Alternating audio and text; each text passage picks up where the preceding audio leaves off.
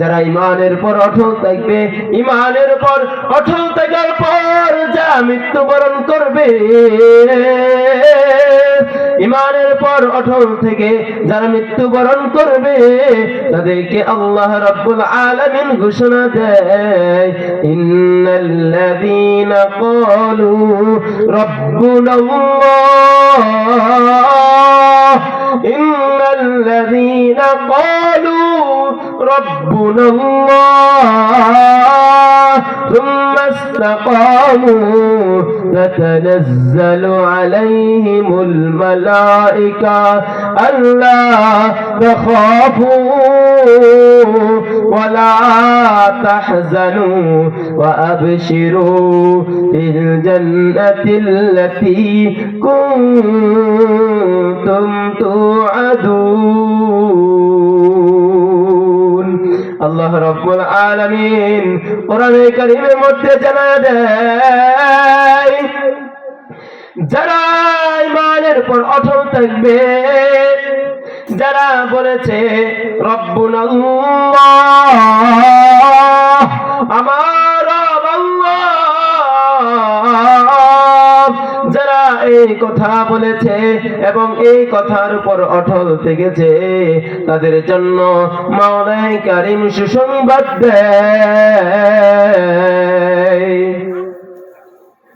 ثم استقاموا تتنزل عليهم الملائكة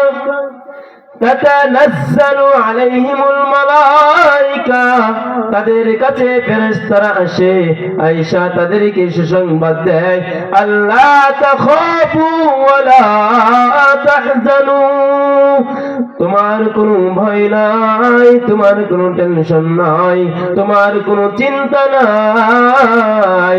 ও বান্দা, তুমি আল্লাহর উপর ঈমান এনেছো, ঈমানের পর অটল থেকেছো, তোমার কোনো ভয় নাই, তোমার কোনো টেনশন নাই, ভয় নাই, টেনশন নাই। তার মানে আখিরাতে তোমার জয়ে কয়টা ঘাট আছে, যে যত জায়গায় মানুষ আটকে পড়ে যাবে, এই সমস্ত জায়গায় তোমার কোনো ভয় নাই, তোমার কোনো টেনশন নাই। মালিক যদি সুসংবাদ দেয়, হে ইমানদার, তোমার কোনো ভয় নাই, তোমার কোনো টেনশন নাই, তাহলে আবার মুমিনের কিসের ভয় থাকতে পারে? আপনি আমি যখন অন্ধকার কবরে চলে যাব, অন্ধকার কবরে প্রশ্ন হবে তিনটা, মার রাব্বুকা ওয়া মা দীনুকা ওয়া মান হাযার রাজুলুল্লাযী বুইসা ফীকুম। এই তিনটা প্রশ্ন আমাকেও করা হবে, আপনাকেও করা হবে। এই তিনটা প্রশ্ন ধনীকেও করা হবে, গরিবকেও করা হবে, পীরকেও করা হবে, মুরিদকেও করা হবে। পীর মুরিদ সকলকে এই প্রশ্ন করা হবে, কিন্তু কবরের মধ্যে এরকম প্রশ্ন করা হবে না, তুমি দুনিয়ার মধ্যে কত সম্পদশালী ছিলে, তোমার কি পাওয়ার ছিল, তোমার কি ক্ষমতা ছিল, এই সব প্রশ্ন কবরের মধ্যে হবে না। রবের পরিচয় দাও, ধর্মের পরিচয় দাও। তোমাদের কাছে যেই ব্যক্তিকে প্রেরণ করা হয়েছিল, এই ব্যক্তিকে কি তোমরা চিনো, তার অনুসরণ কি তোমরা করেছো, এই প্রশ্নের উত্তর দাও। আল্লাহ রাব্বুল আলামিন বলেন, কুল্লু নাফসিন যায়িকাতুল মাউত, প্রত্যেক প্রাণী, প্রত্যেক মানুষ, যার প্রাণ আছে, যার জীবন আছে, তার মরণ আছে। যার জীবন আছে তার মরণ আছে, যার জীবন নাই তার মরণ নাই। যার ভিতর রূহ আছে তার মরণ আছে, তাকে একদিন মৃত্যু বরণ করতেই হবে।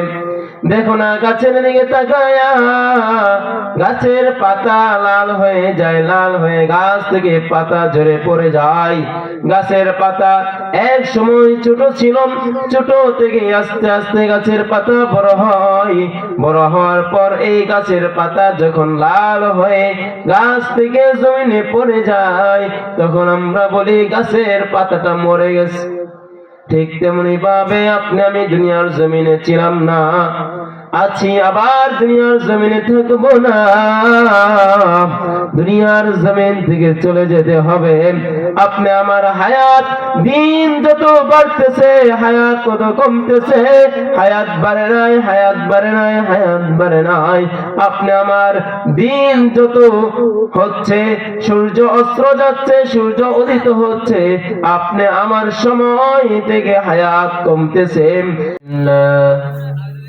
الحمد لله نحمده ونستعينه ونستغفره ونعوذ بالله من شرور أنفسنا ومن سيئات أعمالنا، من يهده الله فلا مضل له ومن يضلله فلا هادي له، ونشهد أن لا إله إلا الله وحده لا شريك له، ونشهد أن سيدنا وسندنا وحبيبنا وطبيبنا وطبيب قلوبنا ومولانا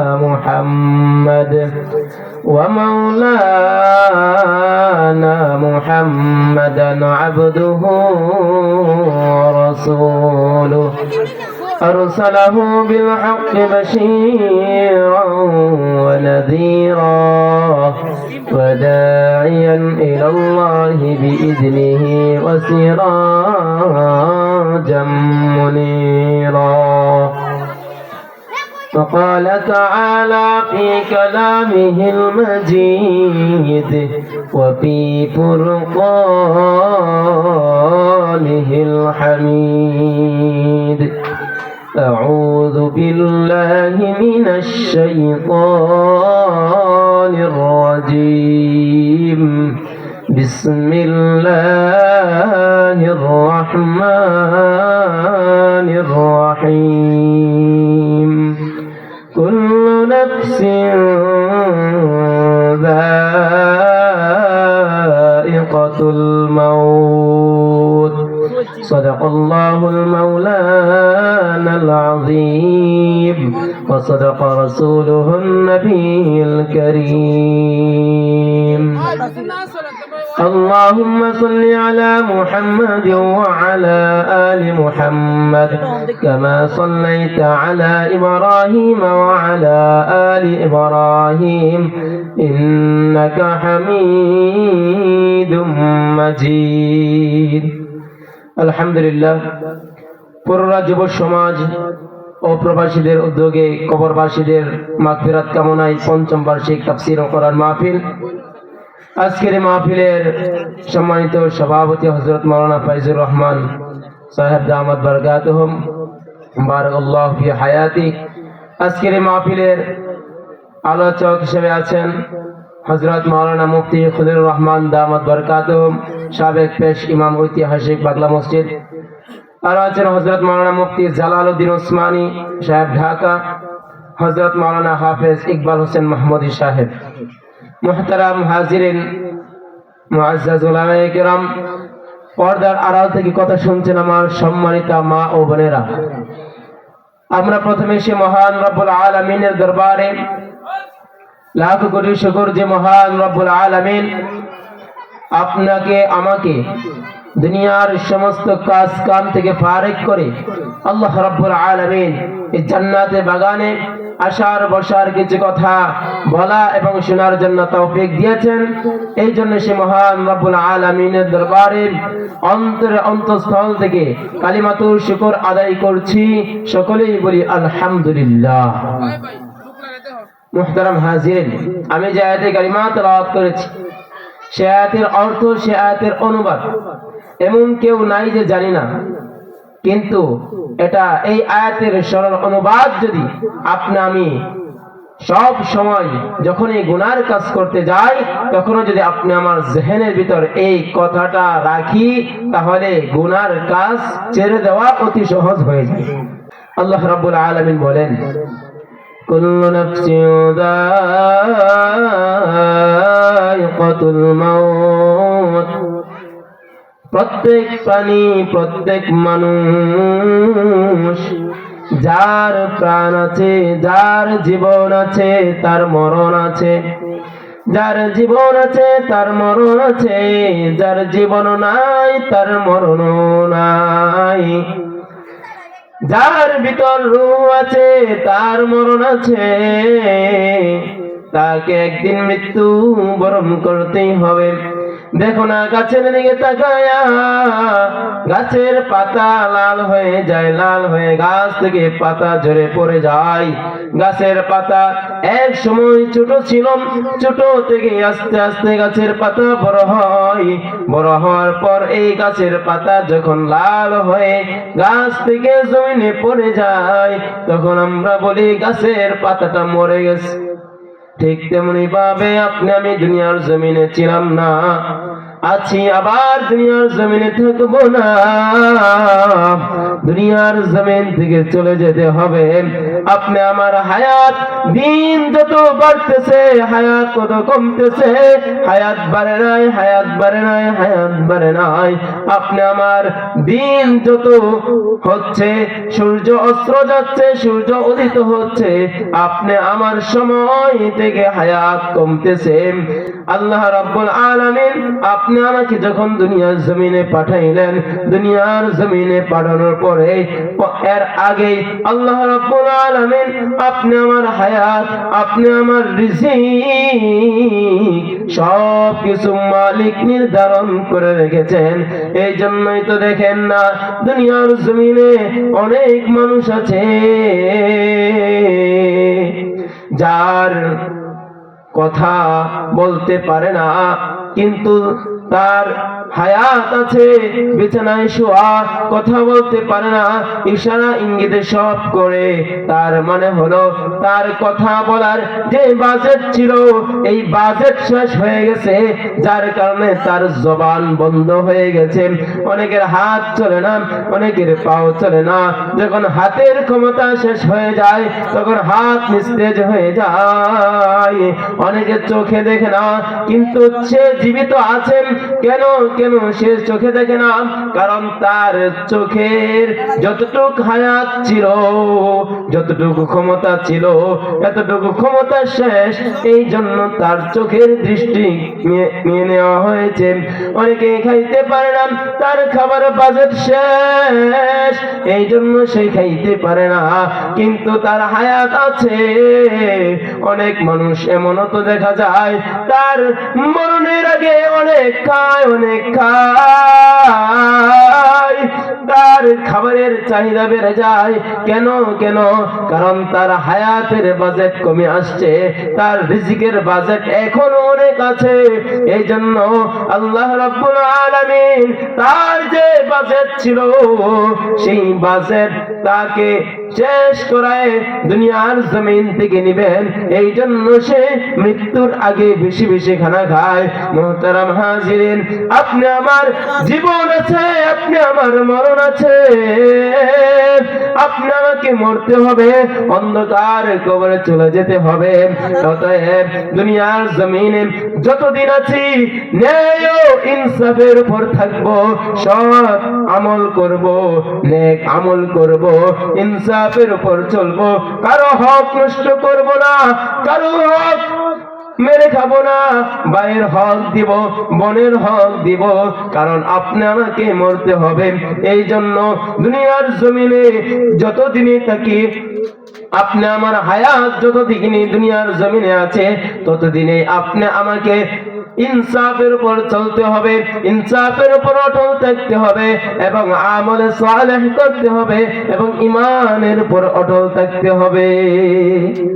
যারা ঈমানের উপর অটল থাকবে, ঈমানের উপর অটল থাকার পর যা মৃত্যুবরণ করবে,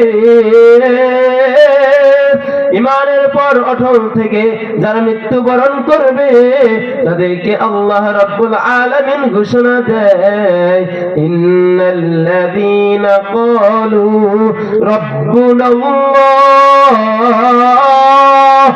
ইন্নাল্লাযীনা ক্বালু রাব্বুনাল্লাহ সুম্মা ইসতাকামু تتنزل عليهم الملائكة ألا تخافوا ولا تحزنوا وأبشروا بالجنة التي كنتم توعدون আল্লাহ রাব্বুল আলামিন কোরআনে কারীমের মধ্যে জানায় দেয় যারা ঈমানের উপর অটল থাকবে, যারা বলেছে রব্বুনাল্লাহ, আমার রব আল্লাহ, যারা এই কথা বলেছে এবং এই কথার উপর অটল থেকেছে, তাদের জন্য মাওলানা কারীম সুসংবাদ দেয়। ثم استقاموا تتنزل عليهم الملائكة